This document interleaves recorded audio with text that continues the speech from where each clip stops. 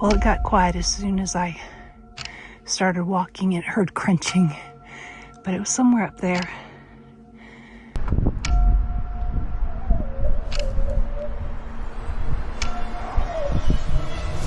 Someone's knocking on my door in the middle of the national forest, so. Greyhound Films often documents her outdoor adventures, but this trip left her questioning whether something had been following her the entire day. Her morning started normally with a good breakfast before she set off on a long hike through the woodland trails. Her plan was simple: hike to a designated spot, camp overnight, and continue on in the morning. But as the day went on, things slowly shifted.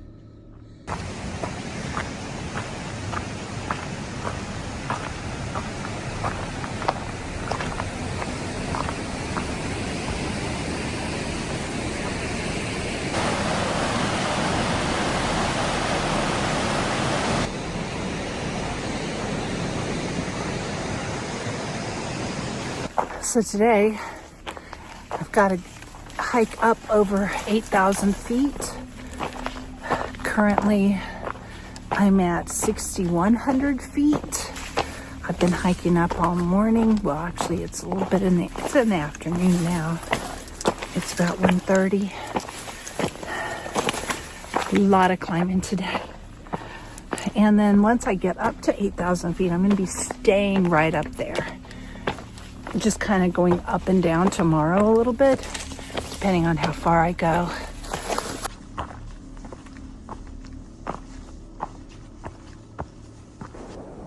I felt like I was being watched again, and I definitely was.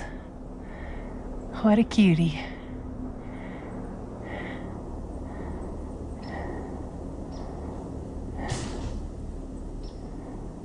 There must be another one over there. I hear other noises too.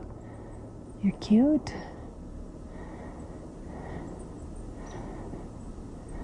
She began to feel watched. Movements rustled the bushes beside her. Then she spotted a deer. But something else moved behind it, startling the animal before it bolted deeper into the woods. Further along the trail, she saw a large shape in the distance.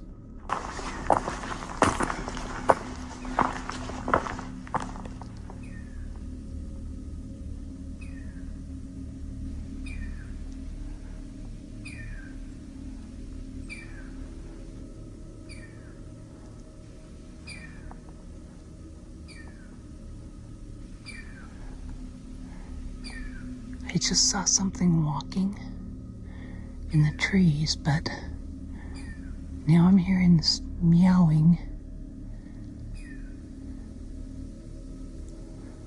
Couldn't see what it was. It was just a movement, and then it disappeared.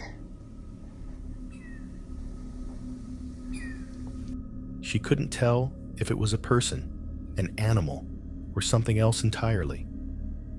But the uncertainty made her more nervous. As she continued, she noticed something walking through the trees beside the trail, pacing her. She stopped in her tracks, listening, trying to understand what was following her. Well, it got quiet as soon as I started walking and heard crunching, but it was somewhere up there. I don't see anything now, and it's totally quiet. It was moving away, though. I could hear it getting farther and farther away. Coming closer. What are you?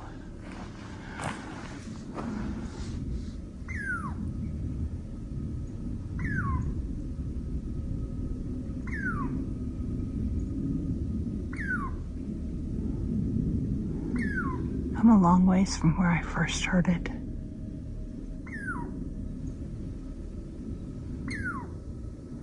Crap. Better not be a mountain lion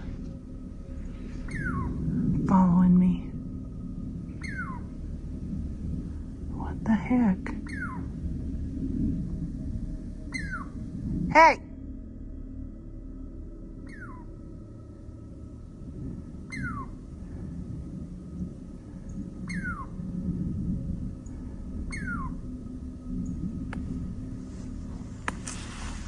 The forest had gone suddenly quiet. No birds, no insects, nothing. The tension in the air grew heavier with every step.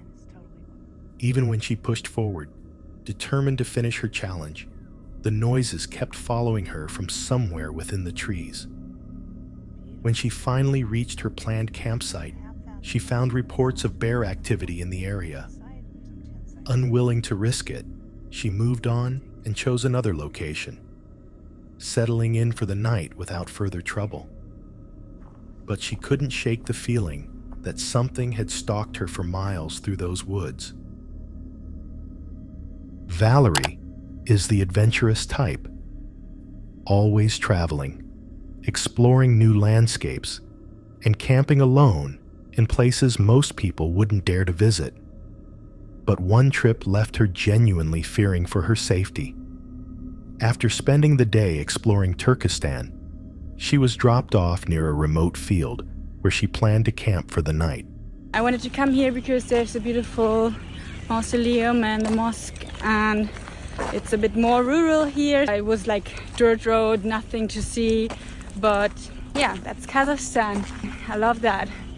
So cool. And now I'm looking for a spot to set up my tent, somewhere with a good view.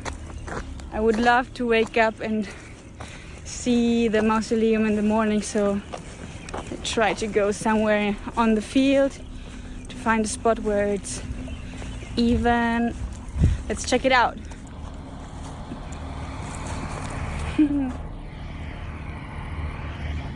The field behind the mausoleum was not really accessible because of a stream, but there was another field with a view of the mosque.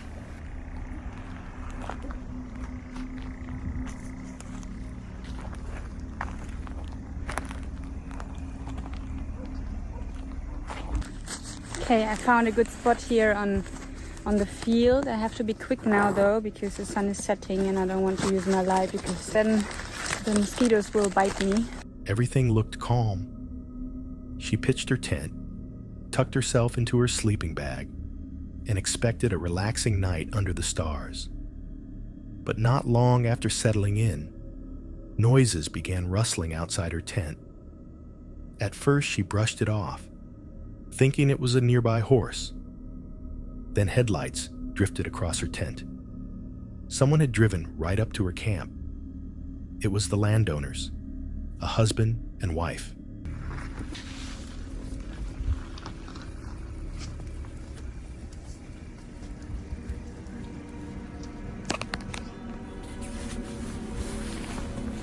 There is someone in the car. I hope he doesn't mind me camping here on his ground.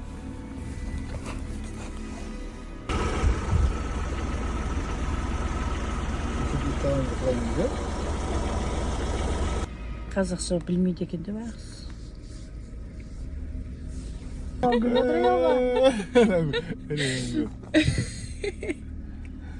WhatsApp берші, жаңа телефоныңды. Bye bye. Thank you.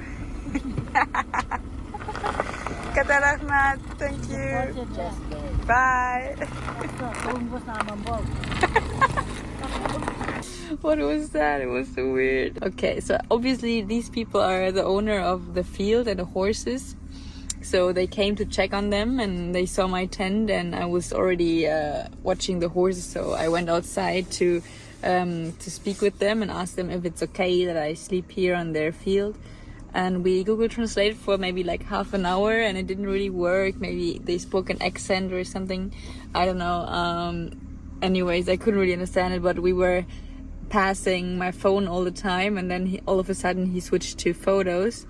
I don't know, maybe probably by accident, but he started scrolling through all of my pictures, and he was so interested in seeing where I was. And also he really wanted to know what am I doing here, whether I would not like to sleep in a homestay instead, and like what about my parents, am I married? This is also the question I get every time, like, what's my name? And then, are you married? Like, everyone, eventually I got my phone back. They were so interested and they wanted to have my WhatsApp number. I don't know why.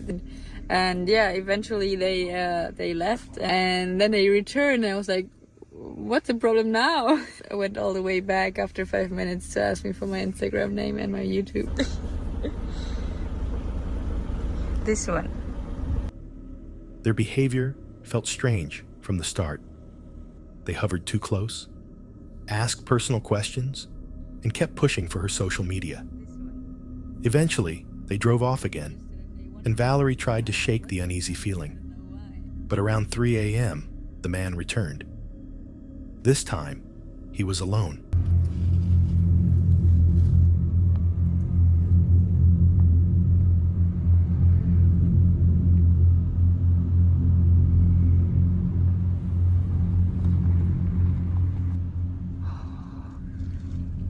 I can't believe I just called this man friendly. I'm so disappointed. It's 3 a.m. I heard a noise, someone was saying something. I opened the door of my tent and then he was there again, like very close.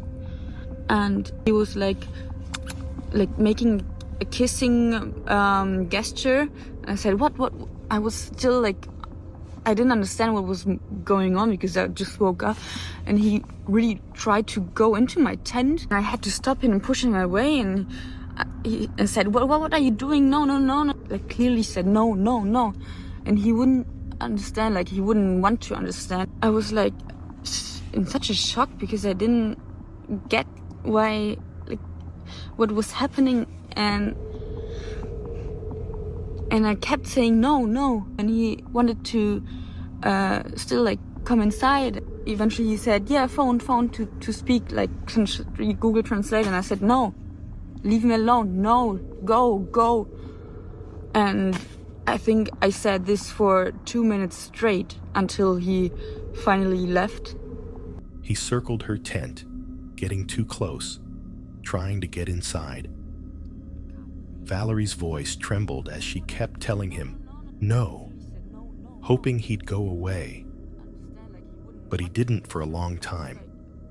Stuck inside a thin tent in complete darkness, with no one around for miles, she felt genuinely trapped. Eventually, he wandered off, but the fear stayed with her for the rest of the night. She sat awake, gripping cutlery as makeshift protection, praying she'd make it to daylight. I don't know, will he return or not? So it's a bit stupid situation right now. And I mean,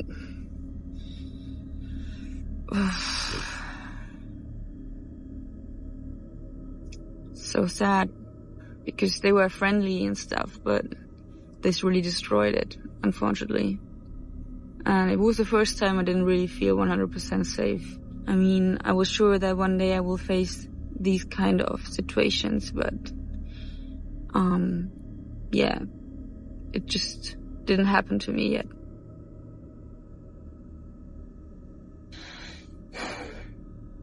Yeah, now I placed my cutlery next to me just in case. I don't think he will come back, but you never know. I think I would just catch some more hours of sleep and then make a move somewhere. Yeah, not the best feeling for sure. Whatever he wanted, she never found out. But the experience stayed with her long after she packed up and left. Jess lives full-time in her van with her dog Jem, traveling from campsite to campsite and enjoying the freedom of life on the road. She's always felt safe, no matter how remote the location. But this night changed that. She had been staying on public land in Canada for several days, enjoying the peace and quiet. After a long hike, she was heading back when she noticed 3 black trucks parked nearby. On our way back from our hike earlier that day, 3 blacked out trucks came rumbling up the road. I stepped aside with Jem, gave a polite wave as they passed, and didn't think much of it. But that moment would end up leading to the scariest night I've ever had on the road. That evening, as the sun started to set, the same group started tearing up and down the road in their quads. Loud and obnoxious, yes, but harmless. At least at first. As darkness settled in, the same trucks began driving up and down the area, loud and disruptive. Jess tried to ignore them and eventually settled in for the night. Then around midnight, loud knocks hit the side of her van. Startled, she grabbed her camera and began recording. Someone just came knocking on my door in the middle of the national forest, so.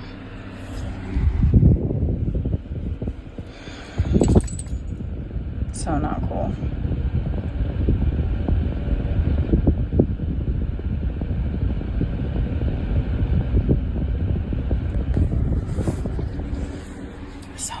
I froze. My heart stopped. I grabbed my phone to check the security cameras, but of course, it hadn't been plugged in. I peeked out through my bunk window cover. I couldn't see a thing. And those motion sensor lights I still hadn't installed, well, they're sitting right there on my dash. Regret hit hard in that moment. Then I noticed a faint glow up the hill and realized it was a fire, where the trucks from earlier had parked. During an active level 1 fire ban, mind you. And that's when it clicked. These weren't the kind of people you want to cross paths with in the middle of nowhere. So I just sat there, listening. Every sound outside felt amplified. For the next couple of hours, I barely moved. I watched, waited, and checked the cameras over and over. I felt like my heart didn't stop racing until the first hint of daylight. When she peered out the window, she saw a campfire burning in the exact spot where the trucks had parked earlier. She spent the rest of the night frozen in fear, barely sleeping at all. As soon as daylight arrived, she packed up and drove deeper into the forest, grateful nothing worse had happened, but shaken to her core. Creepy Outdoors has spent years camping deep in the wilderness with his dog Mika. He's heard strange noises before, but nothing like what happened during this trip. After finding a quiet spot to camp, he lit a fire and settled in for what he thought would be a calm night. But once darkness took over, the woods began to change. Creepy Outdoors here. By myself camping, as usual. And I'm a little shook up right now because I heard some strange sounds. Stay here, Mika. Stay here.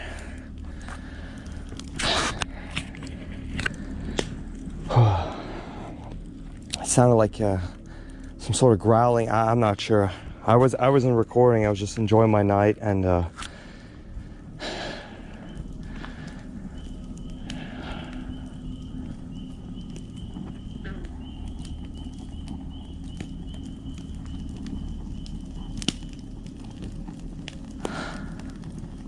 Hello? Shh. It's okay.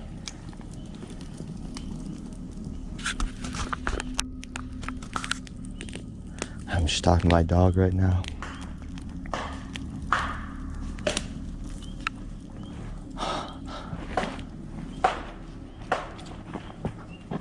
What the? Mika, stay here. Stay. Come, stay. Stay here, good boy. Good boy, stay, sit down. Hello?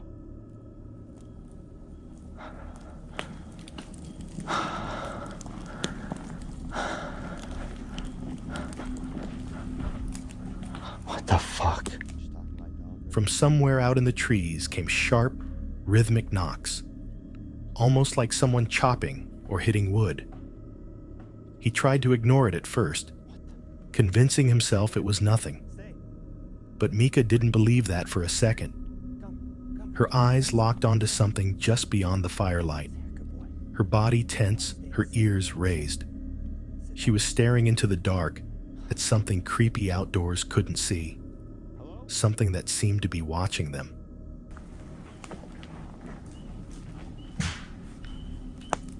What the? Calm down. There's been a lot of dead trees around. Maybe it's Mika. Oh no.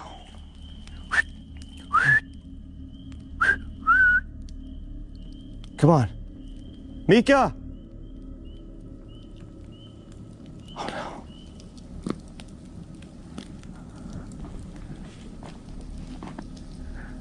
Mika!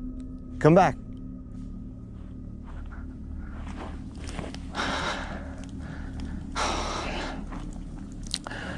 Oh shit. This dog is...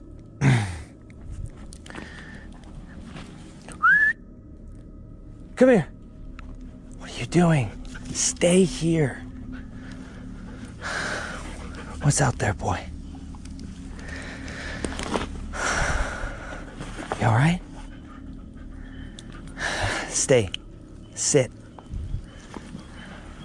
I have no idea what the hell this is. I'm hoping it's like a bear or something just walking by, but there's these banging sounds on both ends. I'm not... Stay. Alone in the deep woods, panic crept in. He eventually stopped filming, focusing instead on keeping himself and Mika safe. They made it through the night, but whatever was out there never revealed itself. Even now, he can't explain what was stalking them between the trees.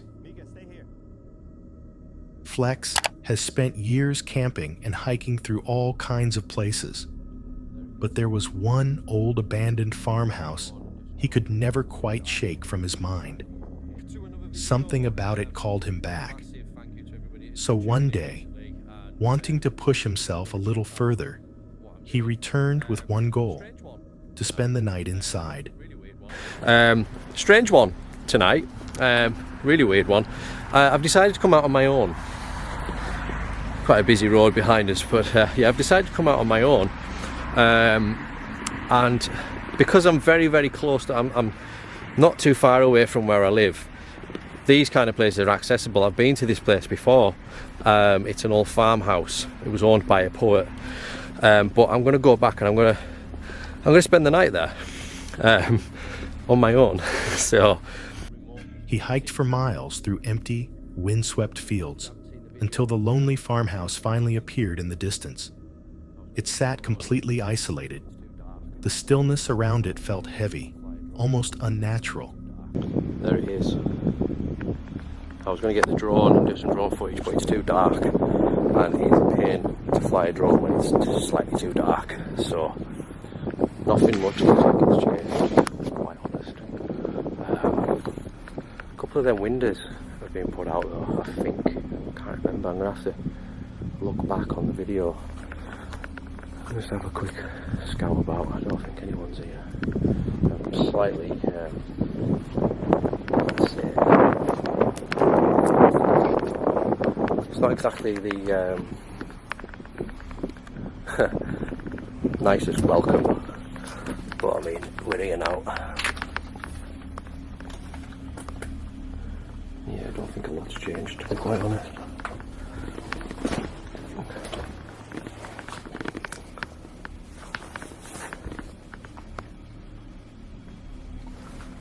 Right, so the bed is, it's not the best, but I've got a sleeping bag. This room is probably the best in, well, everywhere. The curtains not bad.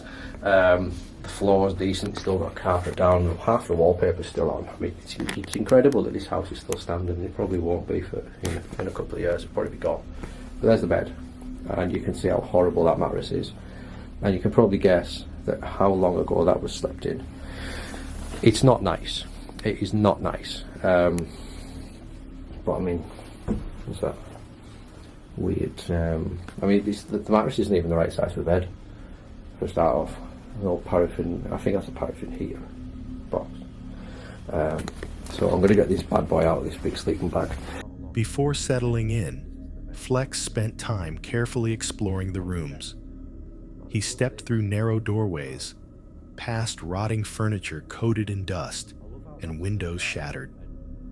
Every footstep echoed through the hollow building, each creak and drip sounding louder than the last. Eventually, feeling he'd seen everything he needed to, he chose a quiet corner to set up his sleeping bag. I don't really like taking my shoes off. I'm only doing that for the purpose of the sleeping bag. The house doesn't deserve it. Oh my god! Wow, that is an old metal bed. Look at that, oh, there's a sticker there, look. Nice. Ugh. Honestly, the things that I do. It's awful, look at it. Right, so I'm going to get in here. I've got my night vision camera there, which I'm going to set up. It's not cold either, so I'm happy about that. I'm going to turn that on. And then turn my IR light on. So you can see what I'm doing. I'm probably...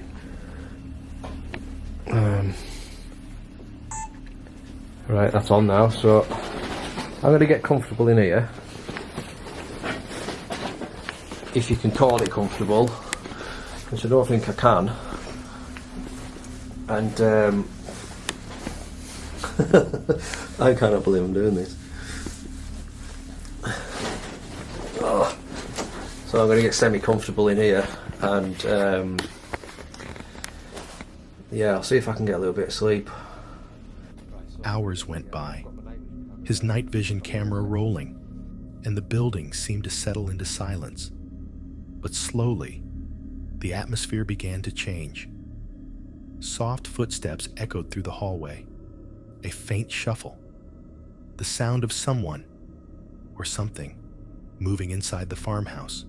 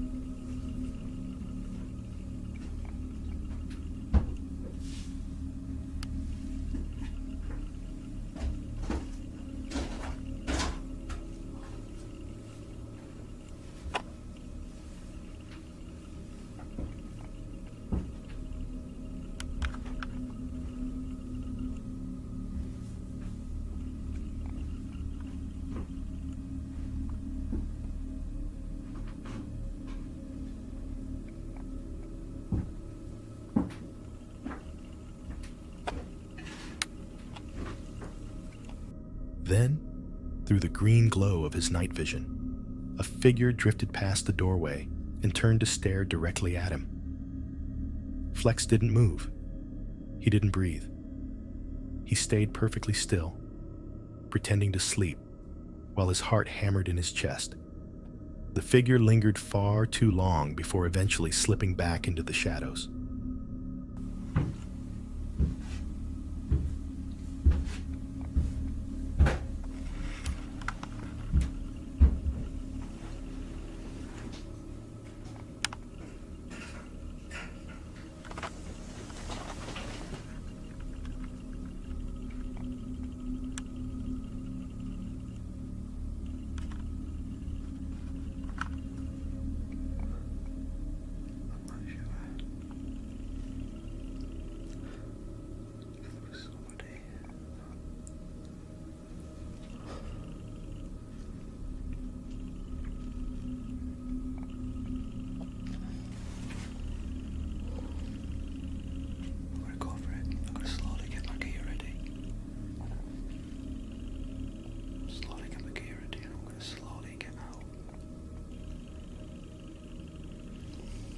When the noises finally faded, Flex quietly packed up his gear and left, realizing just how dangerous it was to stay.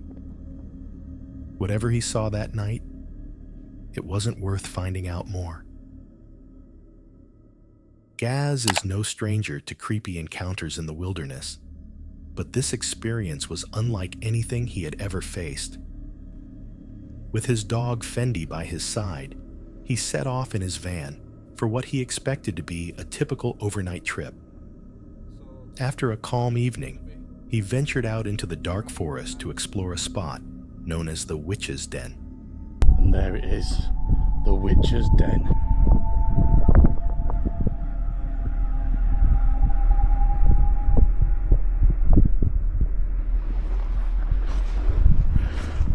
You ready, mate? Yeah? You can hear the wind just whistling through those trees. I'm sure I just saw a light or maybe some eye shine.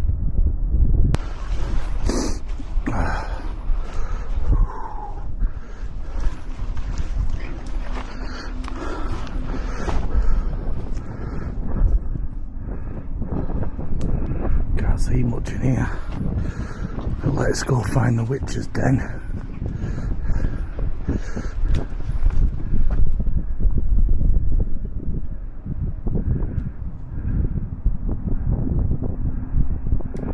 Sure, I just heard a branch break over there somewhere. The deeper he went, the stranger everything felt. He found a rough shelter built from branches, then heard sharp snaps echoing through the trees. That's just proper creepy, that, isn't it?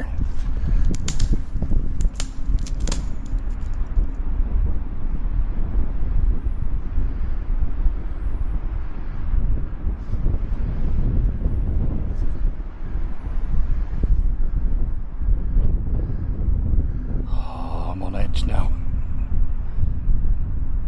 Definitely on edge. I can't remember.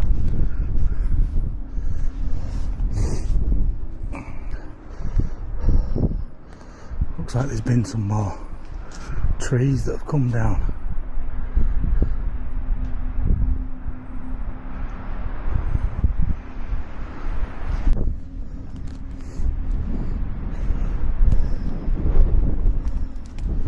Wonder what the witch used to keep in that.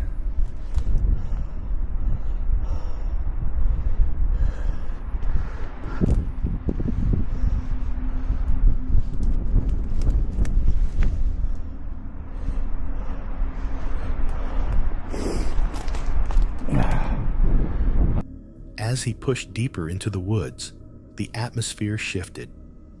Even Fendi sensed something was off. Hanging from a tree was a birdcage filled with tins, almost like some kind of ritual setup. Around him were snapped trees and broken branches everywhere, giving the area an eerie, abandoned feel. Then a chilling, inhuman sound echoed through the forest. It wasn't an animal he recognized. It wasn't a person. It was something else, something unnatural.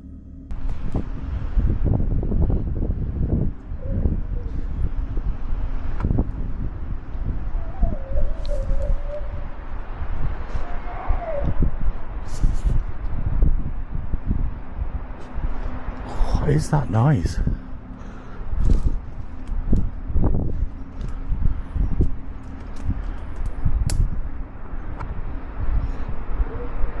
Can you hear it?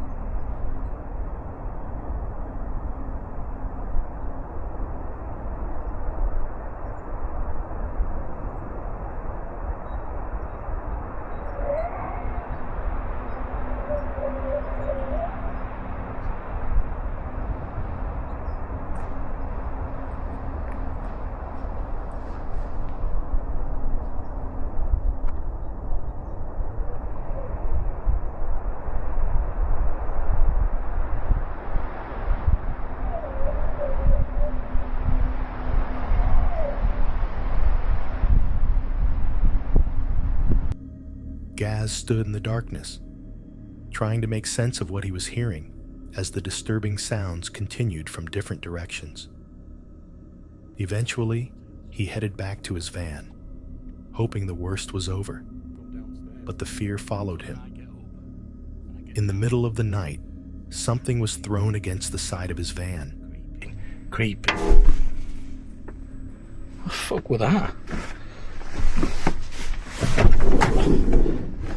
I've got a light here.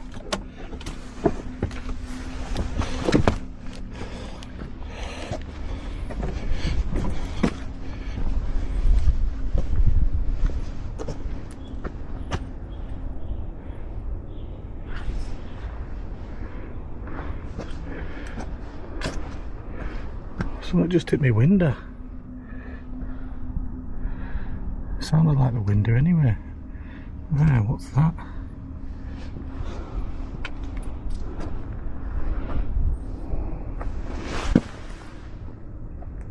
There's an half-chewed acorn there.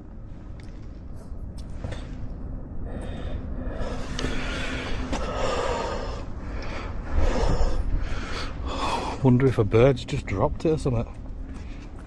Conveniently on my van. He jumped out to investigate, scanning the area with his light, but there was nothing. No footprints, no movement, no sign of anyone or anything. He settled back inside with Fendi, unable to shake the feeling that something unknown had been watching them the entire night. As for the sounds, he never figured out what made them.